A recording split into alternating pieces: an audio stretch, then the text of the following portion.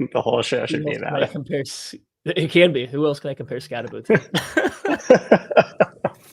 Kind of like Chris Ivory.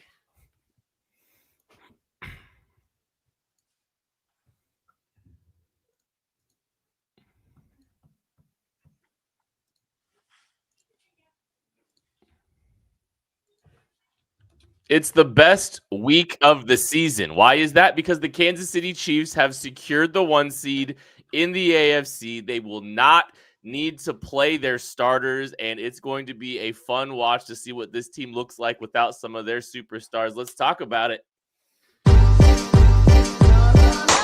Thanks for listening to KC Sports Network, proudly presented by Emprise Bank. If you're thinking about starting a business or know someone who is, check out Emprise Bank's SBA loans. It's always good to know your options, and they can be your partner in possible. Welcome into a live edition of the KC Laboratory presented by Emprise Bank, member FDIC, our tremendous partners in possible here at KC Sports Network. And also a very happy new year to all of you. The first episode, live episode of KC since 2025. Wednesdays or Matterdays. Again, feels good to be back. All three of the Matts here. Matt Swanson, Maddie Lane, Matt Hamilton. Lane, Happy New Year. Happy New Year to you as well, Kent. I hope you had a good time with it. Don't mind me during the show if I seem a little off. First of all, condolences to anybody involved out in New Orleans. There was supposed to be a college football game on tonight. I am not distracted by that. So condolences to everything that happened down there. I hope that everybody that knew anybody in New Orleans, everybody you know is safe and doing well. Prayers to anybody that did unfortunately get injured or worse there. That said, I am also going to be distracted during the show because I am desperately seeking out a Cam Scatterbo player comp. So I will be doing research on the side while we do this show live. I just want to get out ahead of that, Hamilton.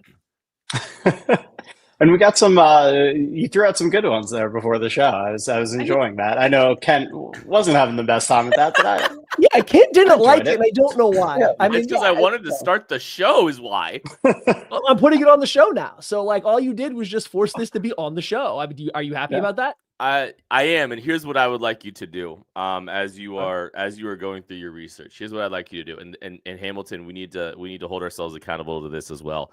I would like at any point throughout this show, Maddie, that you find a good Cam Scatterbo comp. You simply say the name, Rudy Johnson. You don't give an exam or an explanation at all. And Hamilton, you and I cannot react at all.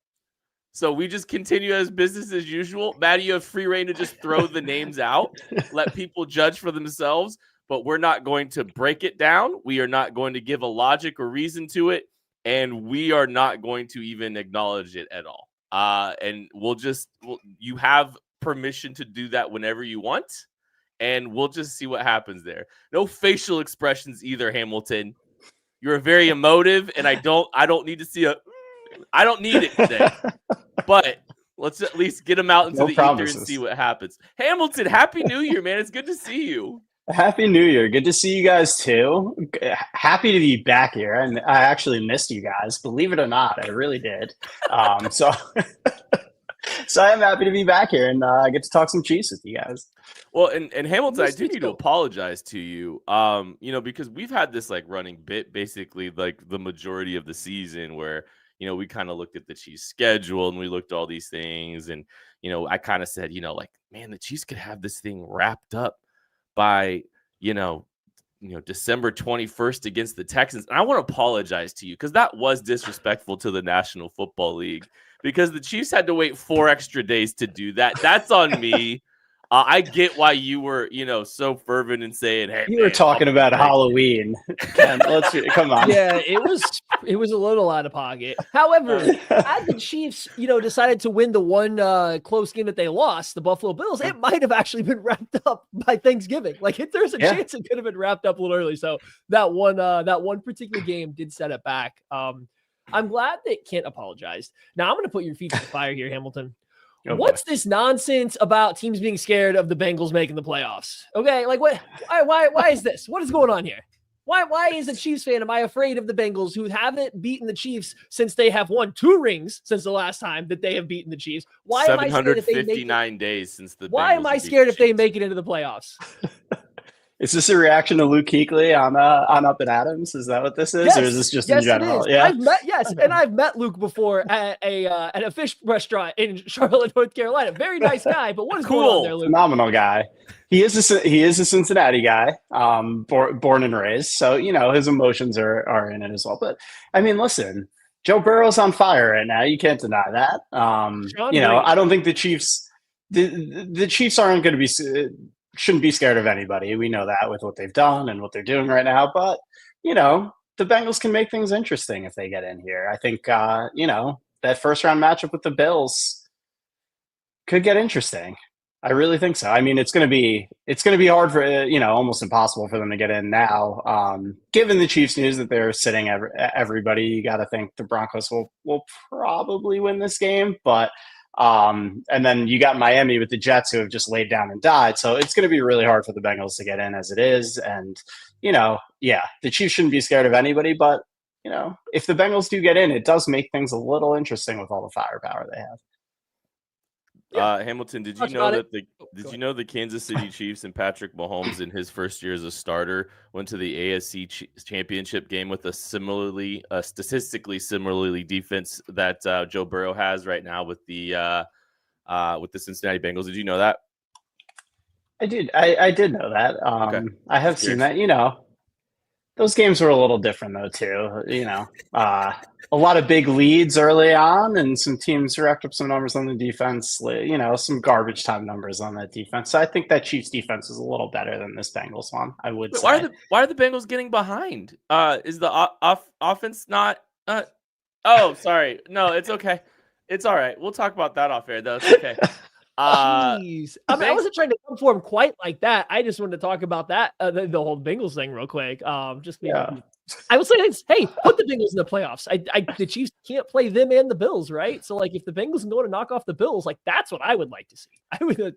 And I legitimately think that can happen, because I think the biggest issue the Bills have is teams that have, are really athletic and explosive at the skill positions. We saw it against the Rams. We saw it against the Ravens.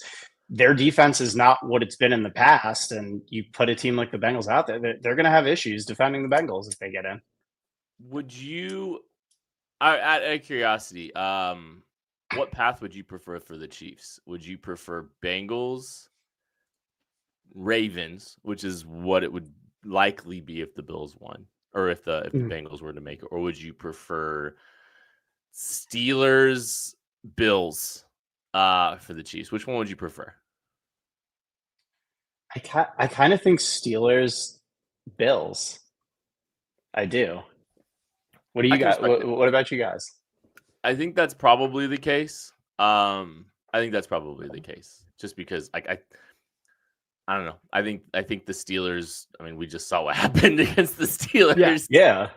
Without Chris Jones, by the way. So I don't know. And I mean, Bengals could get hot, all that stuff. They have the offensive firepower to make things interesting. And the Ravens' A game is scary. They're a little inconsistent with which team is going to show up, but their defense has been playing better lately, and dealing with Lamar and Derrick Henry is formidable. I think, we've seen how the Chiefs, we've seen the Chiefs match up with both of these teams. We've seen what the Chiefs have done, obviously, to the Bills in the playoffs in the past. But I think, I don't know, I just look at it. I think the A game of the Ravens is scarier than the A game of the Bills right now. And both of these teams have racked up a lot of points, and some they've blown some teams out. And that's been the A game version of both of these teams. It's just absolutely dog walking some teams out here. I mean, the Bills just did it against the Jets. I mean, I know the Jets just quit. I mean, hey, look, the Ravens just did it to the Texans. So, the Texans, man. That's another one. What a disaster. That's why I picked the Steelers over the Texans as a path. Because, dude, that Tank Dell injury, and they got Deontay that Johnson offensive in the line building. It's brutal, man. It's brutal. The defense is not. It's very. How to say this?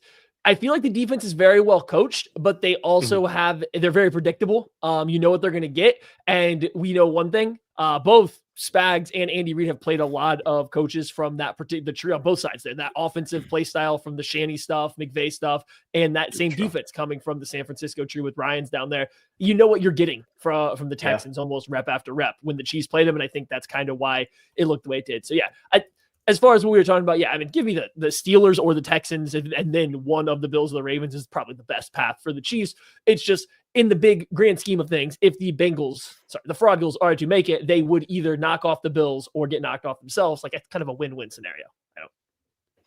Yeah, that's a good way of looking at it. I'm not overly worried about. I'm not worried about the Bengals. I'm sorry. I'm sorry if that's disrespectful. I'm just not overly worried. I think, listen, it's a team that can't stop anybody right now. And, you're on the verge of maybe being 16-1. I think that's a fair take. Well, and if the Chiefs get to 16-1, that means there's an outside chance that the Cincinnati Bengals are in the AFC side of things, because that's the last domino that has to fall for them. To beat, they have to beat the Steelers. Why are we starting the show with the Bengals? I don't Jamal know. Anderson? Dirty Bird? Oh. He reacted. He already lost the game. Dang it! Just threw me off so bad. And I completely forgot. You thought it was going to be me. It was you. Yeah.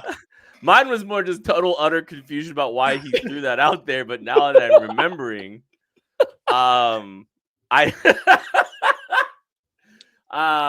anyways, moving on, unrelated. I mean, the thing we don't speak of. We're gonna preview this game still a little bit and just kind of talk through some of the things, and there's a little bit of news coming out here on both sides of the football that you're gonna have.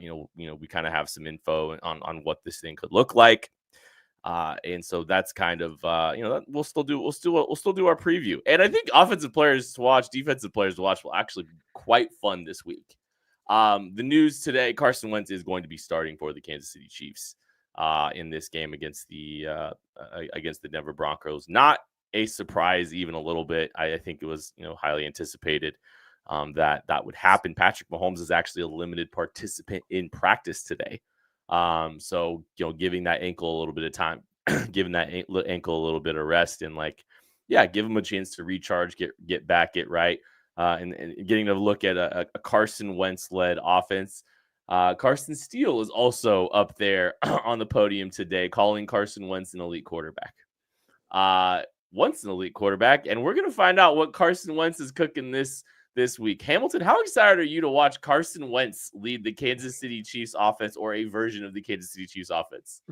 I actually am. I'm genuinely excited to see it. I really am. I think this it is intriguing, and I don't think it's, well, as I said, while I would expect the Broncos to probably win this game, I don't think it's going to be a walk in the park. I think, there's still a lot of good players on this Chiefs roster, and I think Wentz, we've seen what he can do in spurts in the past, and with a year sitting behind Mahomes in the system, I'm excited to see what he looks like. I think it's going to be interesting, just from a purely, from a fan perspective, it's going to be interesting to watch. Yeah, I don't know exactly what it's going to be. It feels like in the past when the Chiefs have had this time to rest their starters, especially their starting quarterback, and then play somebody in the backup, it's been like they've gone one of two ways. You can obviously go back to when Alex Smith was a starting quarterback, Mahomes was a rookie, and they kind of went out there and said, hey, here's not entirely, but a relatively different offense than what we normally are going to run, because this isn't like, we're not game planning this for the guys that we are planning on going into the playoffs with. This is all about this new guy coming in and what he's got. It feels like the last couple times where other quarterbacks have been like taking the place of Mahomes for the games that don't matter, it hasn't been as much of that, but they've all been veterans. And not that Carson Wentz isn't a veteran, let me be very clear, but it's always been veteran journeyman guys who are playing for being a backup quarterback for an established starter. I don't know if Carson Wentz has like the desire, the goals to be a starting quarterback in the NFL again or not. He's of the age where he probably could make a push for it, especially since we have seen kind of the revival of some veteran quarterbacks around the league. if he can come out and show that he still has something, that what he showed in Indianapolis wasn't the best he had to offer, but he has something else to him. Maybe you do get, whether it's Nagy, whether it's somebody else working the coaching staff, somebody that just comes up with a little bit more Carson Wentz specific game plan, lets him get in rhythm, lets him showcase what he has left in hopes that he can catch a little bit of money in free agency coming up. So I think you might see something a little different than what the Chiefs have done all year, if that's the case, because I don't know if Wentz is ready to just like succumb to being a career backup for established starters at this point in his career. Yeah, and even you go back to that year in Indianapolis, and it was interesting because obviously we all remember the disaster against Jacksonville, the horrendous pick six, like the big mistakes that he made. He had 27 touchdowns to 7 interceptions that year, and they had a winning record. So it's, it's been such a weird career for him, but it's not like there's not ability there.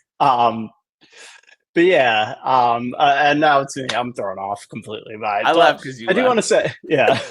Yeah, it's really killed the flow. I love it. Yeah, completely destroyed the flow. But I do want to say too, like it's just interesting with this Chiefs offense. I think, I don't think anybody can argue we saw kind of the best version of it the last time we saw them out there against the Steelers. And I think having Hollywood Brown in there, it's funny without, even though he hasn't put up huge numbers, I think it just helps everyone else in that receiving core. We've seen Xavier Worthy have his best, most consistent performances strung together here. The Joe Thuney move, I feel like the run game suffered maybe a little bit for it, but absolutely you can't argue with the results in pass protection.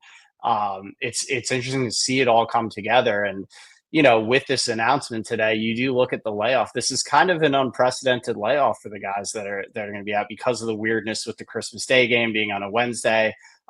There's actually some numbers on it that I found. So this would be, depending on when that divisional round game is scheduled, it's either going to be a 23 or 24 day layoff.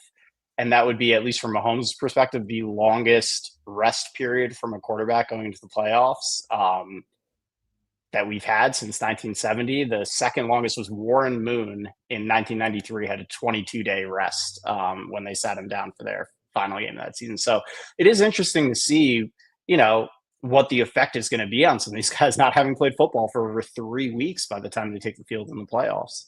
I will say, just a quick sidebar while we're talking through all that, I will say the thing that I'm okay with this is, first, I think Andy kind of said they feel comfortable with the decision to do that with some of these guys, and I think probably that stems from early buy, very early buy, and just some weird gauntlets, right? 3 games in 11 days. I think they feel comfortable giving these guys the rest because I think it's in the best interest of them to, gives them an opportunity to heal up from some of the stuff that they've been through. And this is a long dragged out season that they've had to endure, especially the home stretch. And they went out and just won a bunch of football games. So, it'll be fascinating to see. But I personally think for this specific team in this specific year, I think it's the right move to do, especially a team that has been through this so much and been through kind of, the playoff, rut through all of this over the last 2 years and played so much football and trying to pursue the three-peat. I think the break could wind up being a good thing for them. I'm excited to see Carson Wentz. I'm kind of trying to see what version that the Chiefs try to roll out there. Do they try to, protect the offensive line a little bit that they're going to be rolling out there? Do they, do they try to get aggressive down the field and let Carson Wentz do some of the things that he was doing back in the day and pushing the ball down the field a little bit? Is it an RPO heavy game? Is it a screen heavy game? Those are some of the things, how much they try to protect their quarterback, their backup quarterback, who, hey, look, the Chiefs have needed a backup quarterback in the playoffs in the last few years, right? How much do they protect him? There's reports from Peter Schrager that they could see Carson Wentz for the first half of the game or for a while, and then get Chris Oladokun in for part of this game as well. That was something reported by Peter Schrager, which would further give the Denver Broncos an opportunity to get back into the playoffs, right? So I'm fascinated to see if we get some Chris Oladokun. One of the big newsworthy pieces of info today from the Chiefs, and I think it ties back to everything we're talking about. DJ Humphries was a full participant in practice today with his hamstring injury, and he's played limited amounts of snaps. He didn't finish the one game that he went through during the regular season. and he appears to be on track to play in Week 18 of this game. We'll see who is lining up next to him.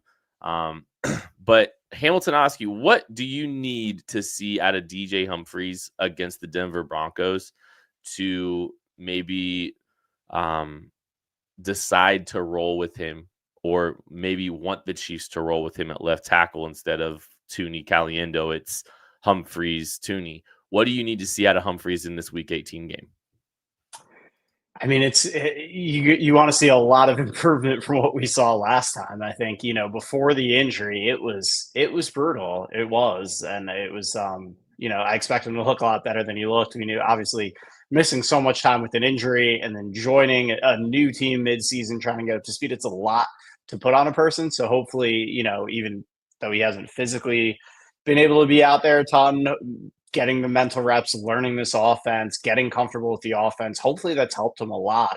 But it's a great opportunity to get him out there and test him against live competition, some good quality edge rushers, and see what you have, see what he's able to look like out there. I think it's a huge advantage to be able to get him out there in this game, so you can really truly evaluate him going into the playoffs. But I think it's got to be a tremendous improvement over what we saw the last time he was out there, because again, I know the Tooney move has kind of hurt the run game a little bit, but it's working in pass protection, and it's really helped Mahomes, I think, tremendously, and helped out this passing game, really maximize what he can do. So it would have to be something, pretty big time performance from Humphries for me to go back to that in the playoffs, because I think the Tooney thing is working right now.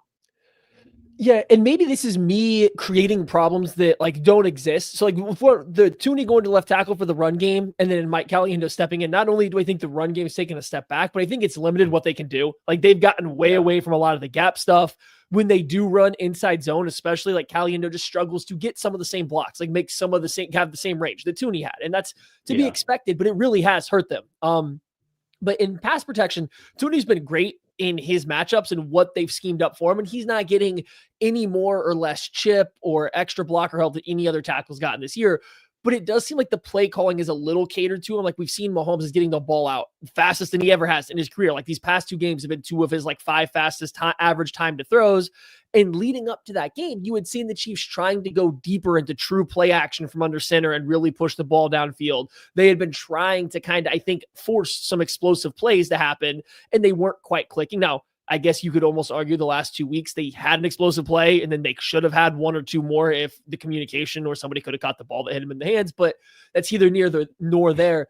I just do think that Joe Tooney playing out at tackle, he's kind of limited to, he needs a quick set. He needs to get on his rusher relatively early. And that limits how far back you as a quarterback can drop. And Mahomes is a quarterback that likes to drop farther back when they are running deeper pass concepts. He would rather move backwards away from pressure than step up into the pocket and stay surrounded by a bunch of guys. And we haven't seen that be an issue yet, but I just wonder if that does become an issue when you have a guy that's still a guard playing tackle well, but he's out there. So if DJ Humphries can be healthy and go out there and showcase, not only is he continuing to improve from what we saw, because I thought he was better as the game went on versus the Chargers until he got hurt. If he can continue that trajectory for a whole game, prove he's durable, he checks all the boxes they want, and then they go into practice and he's still impressing, he's still showing improvement, maybe you consider making that switch. But we got to see it. This can't be a regression back to what we saw when he first played against the Chargers, that first, quarter versus the Chargers. You just can't put that guy out there. We got to see that kind of steady improvement that we were getting throughout the game. So we'll see how it plays out. I said it before. I think they got a floor with Tooney. This offense can work. It can beat playoff teams. We know what the baseline is, and I think you can probably always go back to this if you do try to make a switch. What I don't think you can do is run with it, decide, oh no, we don't have the ceiling we need anymore. Now let's try something new in the middle of a game, because I don't think you can go that route. So we'll just have to see how it plays out. And like I said, I could be creating my own problem in my own head here with the Tooney and the passing game. I just do think they've kind of limited what they call a little bit because of how he has to block or likes to block at tackle. So going back to the Humphries thing, so career backup quarterback here. One of the things that we were taught is that as a backup quarterback, your job is to, when it comes to the cadence. Your job is to mimic the cadence as best as you possibly can to the starting quarterback. When you step in onto the field, they don't want the cadence to be different than what your quarterback. So even some of the intonation and, how long you're holding the word green, green eight, like all that stuff is you're supposed to mimic as best you can the starting quarterback. And one of the biggest issues that DJ Humphries had in that first game is he was just laid off the snap. So whether it's, the audible cadences, that maybe they're getting to use those audible cadences in this game against the Broncos, or it's the silent counts, whatever it is, he has to be better getting off the snap. And that was a big struggle that he had in that game. Simply solving that, I think, makes that performance against the Raiders, whoever it was, look a lot better than, if he's simply just able to get off the ball with good timing.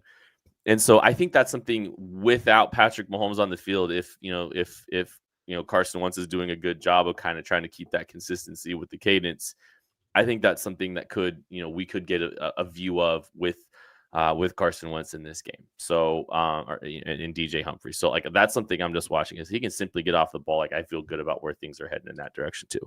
Let's go ahead and move on to offensive players to watch. It's presented by Tickets for Less. Promo code KCSN gets you the best available discount on your Chiefs tickets. Offensive player to watch. Hamilton, what say you? I'm looking at Carson Steele, the other Carson. I'm hoping we get to see, I was hoping we get to see a little bit more of him this year than we did. Obviously, the Kareem Hunt signing and, some of the issues he had early on, holding on to the football played into that. But you got to think he's going to get an extended run here against the Broncos. So I'm excited to see him get some more reps and show what he can do because, while it may not necessarily be the biggest factor, he may not necessarily be the biggest factor in this playoff run. I think he is still an interesting player for them moving forward, and excited to see him get some burn and have some success. I think we could see a big game out of him. Stephen Ridley. I want to go with DeAndre Hopkins as my player to watch because he's got $1 million riding on this game. $500,000 for catching a touchdown. I think it's like $250,000 for 5 catches. I don't remember the yardage number, but like he's got money that he can earn from this game, up to $1 million in incentives. We saw last year that Chris Jones got the greenest of green lights to chase a sack in the final game against, I believe was it the Chargers last year? That's who it was, right? Anybody remember? Yes. Yeah, he got the green light to just Easton Stick and the Chargers in the last week of the season. To chase the sack, he got it. He got his money. That was nice. It sounds like they might give Hopkins a chance to at least get some of that. Like 5 catches and the yardage number might be kind of difficult, but to put him in there anytime they get near the red zone or something to maybe try to at least snag the touchdown and get the majority of that or like half of it, get the big payday. That's up there.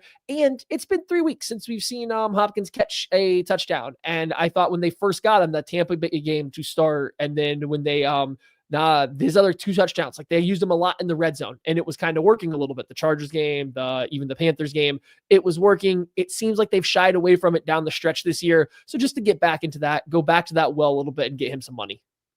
I'm going to go Kingsley Suamataia, the second round pick of the Kansas City Chiefs in this year's draft. We haven't got to see him really since he was benched for Wanya Morris earlier in the year.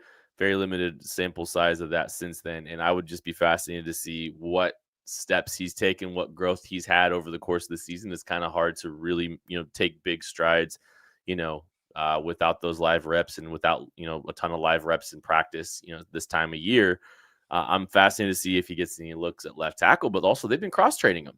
They've, reportedly they've cross-trained Kingsley and they've moved him around a little bit. Do they try him at guard, for instance, and maybe give him a look at right guard and try to see what they have there, considering they might have a giant hole to fill at the right guard position in 2025. It's just something worth paying attention to. So I think where Kingsley Suamataia lines up, what they do with him, how he looks, how much playing time he gets, all that good stuff. Kind of fascinated to see what we get out of Kingsley. We're going to take a break. We'll be back right after this. Shop Chiefs tickets and more with no fees. Plus, save big with code KCSN at ticketsforless.com, the official ticket provider of KC Sports Network. Thanks, everyone, hanging out with us today on New Year's Day. We are previewing Chiefs Broncos, and we are moving on to the defensive side of the ball. getting, looking at kind of the did not participate report. Chris Jones did not practice, not expected to play in this game. Trent McDuffie, a limited participant in practice. And when Adam Schefter tweeted out some of the potential candidates for the Chiefs, he noted 3 defensive players: Chris Jones, George Karlaftis, and Trent McDuffie as players that would be, potentially inactive for that game. I would anticipate that probably is the case. So you're probably going to be starless when it comes to the defensive side of the ball. And yeah, you're going without Chris Jones. I would have been stunned if they played Chris Jones anyway, right? So yeah, you're looking at a defense without their stars. What if anything, what players do you think can help themselves the most on the defensive side of the football? Just, with some additional opportunities. Hamilton, give me someone who you think that could help themselves. David Montgomery. As far as defensive players, though, I'm interested. I think Josh Williams has had some really good moments. He's been somebody we've kind of talked about throughout the year. After the Watson injury, as they've tried to figure out the secondary, they had some rough games with the Panthers, with the Raiders. He's somebody, he hasn't been perfect, but he's come along. He's made some, especially you look at the last 2 games, he's made some really impactful plays in both of those games. This secondary has really come along and played the best it's played in a while over the last 3 weeks or so. And really this defense as a whole, when you look at it, it's all the stuff we've been kind of talking about that we've been looking for, that we've been wanting to see. Can they get a pass rush going? Can they create some turnovers? Can they avoid giving up the big plays in the passing game? They've kind of figured all those things out, and they're really hitting their stride here down the stretch. And it has been guys like Josh Williams stepping up. So I think he's somebody I'm going to be interested to, keep an eye on, especially with what we've seen out of this Broncos receiving core has been dangerous over these last couple of weeks. There's been a lot of big plays out of this group with Bo Nix and Marvin Mims especially has been dangerous. Obviously, Cortland Sutton's always somebody you got to worry about. So I think it's a good chance to see these young DBs up against a passing game that can make some things happen. That's a good one. I'm going to go Leo Chenal. The reason I'm going to go with him is I think early in the year, he was playing so good that he was kind of single-handedly forcing a lot of teams that would typically try to go heavy personnel, force the Chiefs into their base defense to keep Spags from being exotic and getting deep into his blitz packages and his coverage stuff. And Chenal was playing so good that he was disrupting teams' run games. I mean, almost by himself. Obviously, the rest of the guys were playing well with it, but by himself, he was just such a game wrecker. And I don't know if we've gotten that same level of game wrecker when teams have done it. The Steelers actually had a little bit of success getting heavier against the Chiefs. And that was probably one of the worst or least decisive games that Chenal had looked. He kind of got his feet stuck in mud multiple times. He wasn't attacking in the same way he normally does. So it would just be nice to see a little bit of a bounce back game from him. I think it's been probably a month or so where you've really felt like, okay, 54 is out there playing linebacker, because they keep doing this defensive end thing with him too. But he's out there playing linebacker, and now you feel really good that if the ball is a run play here, he's going to be in the backfield making the play. It just feels like it's been a little bit since we've been there. I think he's going to get plenty of run in this game, given that you don't expect Bolton or Drew Tranquil to probably play a ton of snaps, if they even play any of them. So you probably get a lot more Leo out there, and it would just be nice to see him kind of build up more confidence, get back to playing like he was earlier in the year. Because I do think teams like the Ravens, or if they play the Steelers again, or the Bills, they will try to press that base defense button for the Chiefs a few more times. And if they're going to have the same success that teams had in the past, that's a little bit of a problem. If he can return to his level of play before, though, I think that'll go a long way. I was gonna just kind of say, I think it's the just the cornerback room in general, right? Like, this team's trying to get this thing sorted out across from Trent McDuffie, and what an opportunity to not play Trent McDuffie and just kind of see what everybody else has got, right?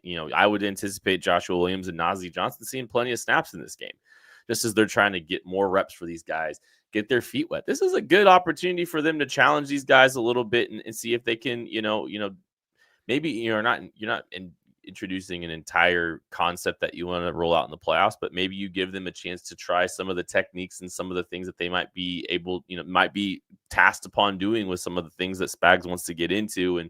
And so maybe it's, working on some technique stuff to see if you can trust them to be able to do some of these things. Right. I think those 2 cornerbacks need to see a lot of time.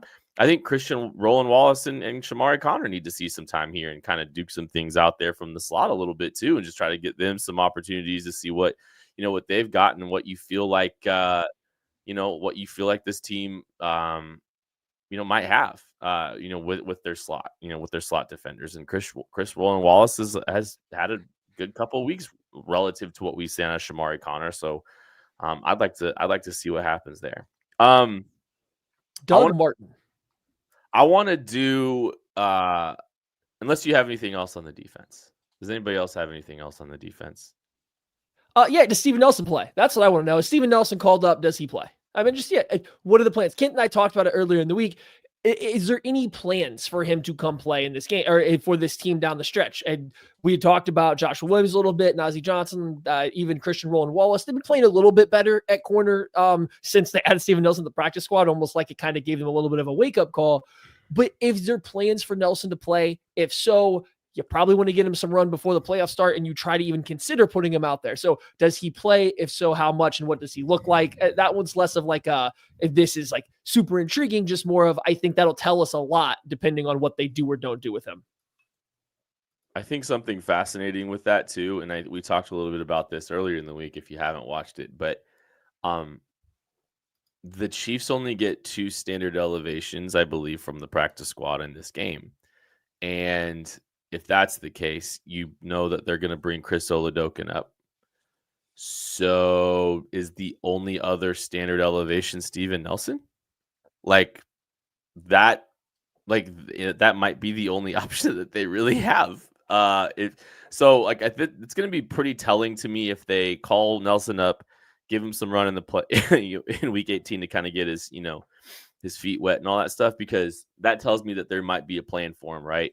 And maybe he's not just a break glass in case of emergency, kind of guy, or maybe they feel comfortable with him as a veteran, being able to not get any live game reps and then just jump into playoff football, right?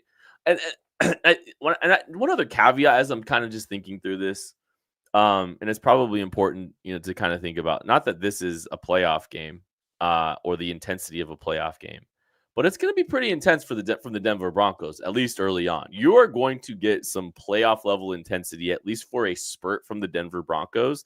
And maybe they can take the foot off the gas a little bit as the game goes on and they feel like they can control it. But the Broncos need this game.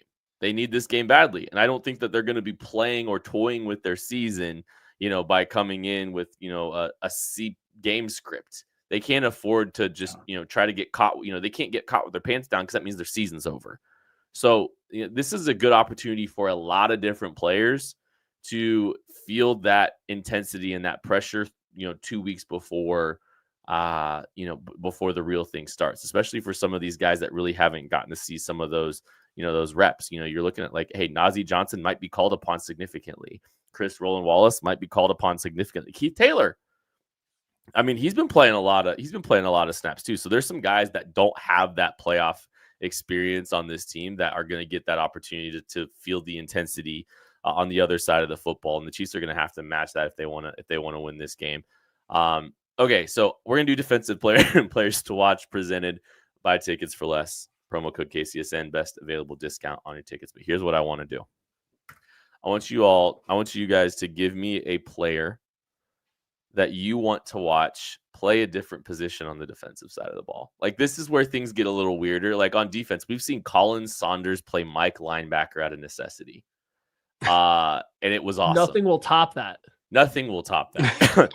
And it doesn't have to just be like, I want to see Mike Pennell play the Mike. It can be a little bit more substantive than that if you'd like. I have a few that I think would be kind of interesting. And they're not as fun, but it can be fun. It can be something you just be interested in seeing.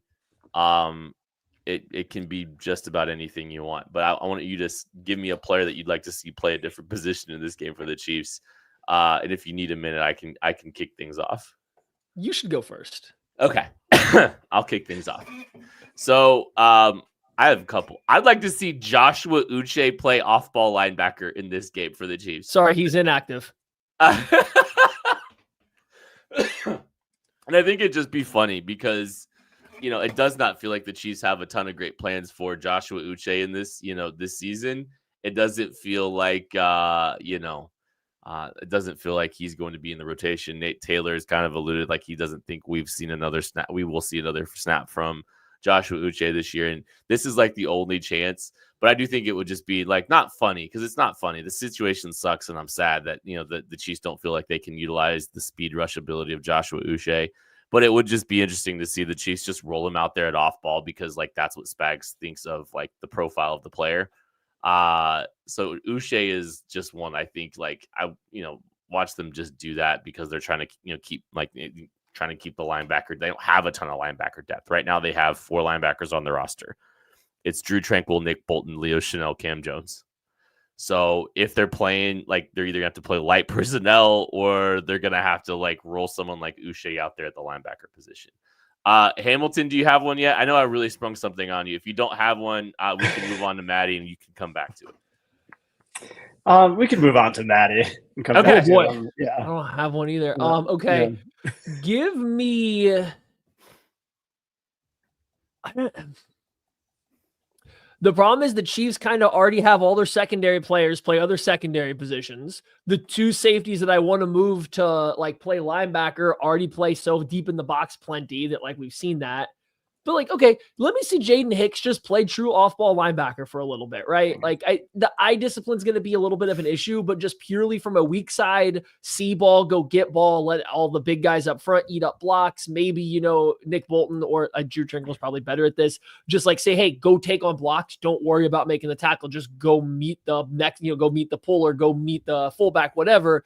Maybe you can just free up Hicks enough to just roam around, go make tackles. He's a very good tackler. He's obviously explosive.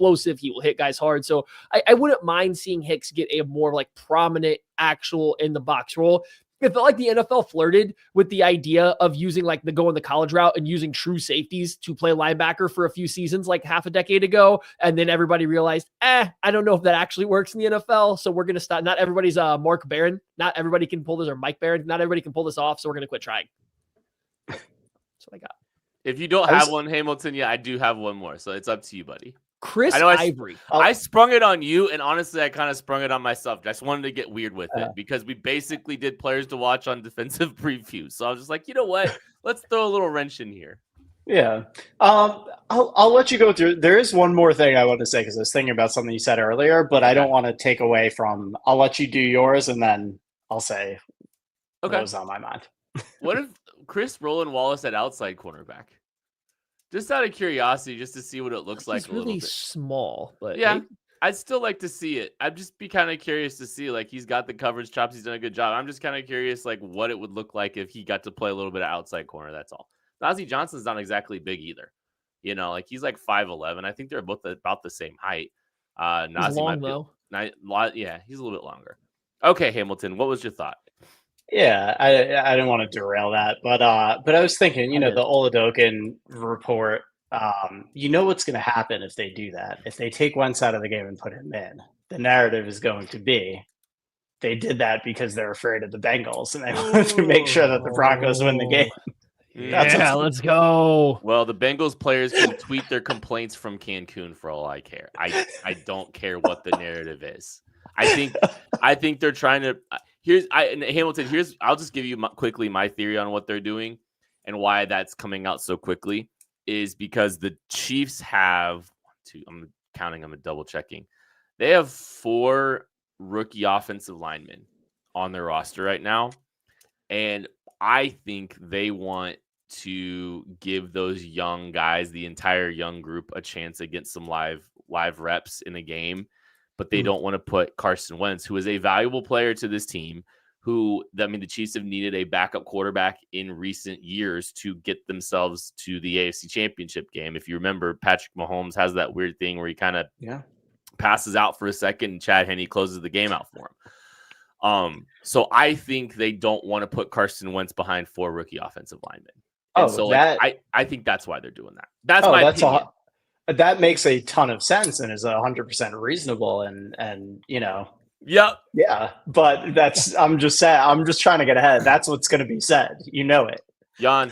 Look, that's all the Bengals fans tweet about is the Chiefs anyway. So That's okay. Game prediction time. We are still predicting this game. You bet we're doing that. Let's go. Hamilton, Give me a prediction. I guess I spoiled it a little earlier in the show, but I think in light of all of this news, in light of how much this game means to the Broncos, the Broncos have lost these last 2 games, so it's not like they played poorly.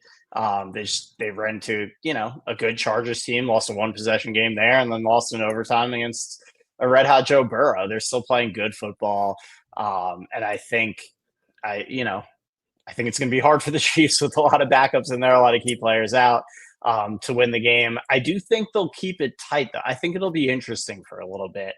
But I'm going to say Broncos 31, Chiefs 21.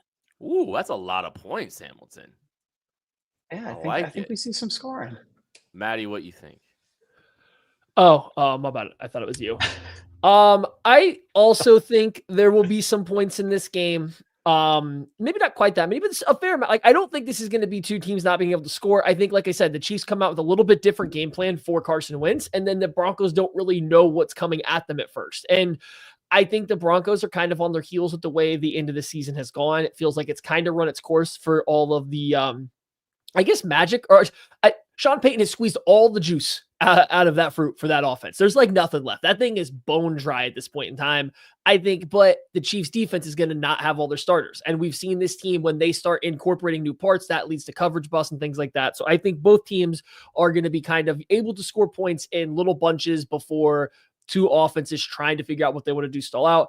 Give me the Broncos winning this one 25-22. I don't think there's going to be a lot of points scored in this game for Fred Jackson for one team. I think the Broncos will do fine for themselves, and I do think it'll get a little interesting. I think Carson Wentz is going to hit a deep shot to Justin Watson in this game.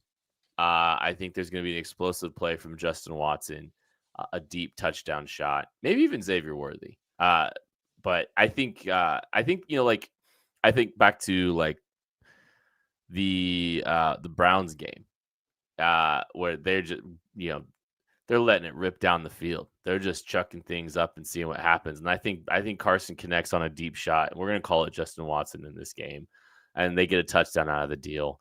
I think it is a little close-ish. I think it's like 14-7 in the first half. But I don't think the Chiefs score more than a field goal in the second half. So we're going to go 24-10 Broncos win. Joshua Uche has 1 tackle from the off-ball linebacker position. And we roll from there. That is going to do it for this episode of the KC Laboratory. Thank you all so much for listening, watching, supporting. We love you. We appreciate you. Happy New Year. We'll catch you later. Rest in peace. Hook 'em.